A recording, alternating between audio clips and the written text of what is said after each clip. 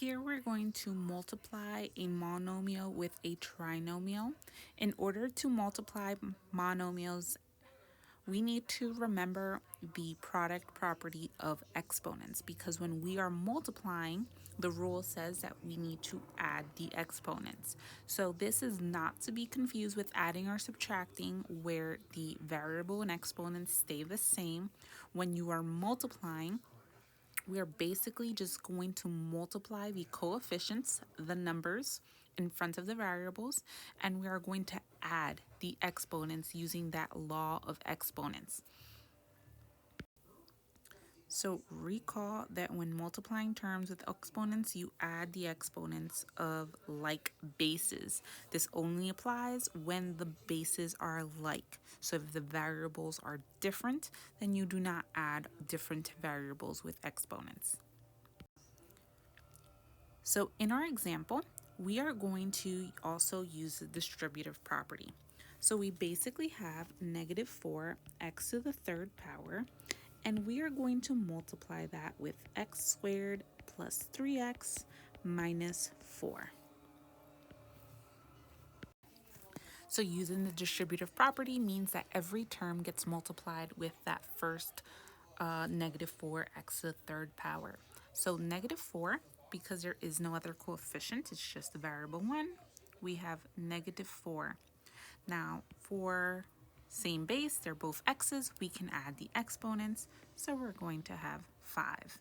Then we're going to repeat negative 4 with 3, that is negative 12. And now we're going to deal with the variables and exponents. Same base, they're all x, add exponents, so 3 and 1 is 4. Last term, we have negative 4 times negative 4, that is a positive 16. Now there is no other x to multiply, so we can just go ahead and bring down that x to the third power. So try to find the product of each problem. So for the first one, I've shown you how I am using the distributive property, which you do not need to write out. However, if you find it difficult to distribute, you can. I am showing how each term, negative 2x squared, is going to every single term. So then now I'm going to multiply negative 2 x squared with x squared. Well, we have negative 2, add the exponents, so we have 4.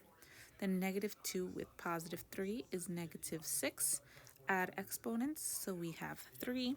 Negative 2 times 4, we have negative 8. There is no other variable with exponents, so we just bring down the x squared.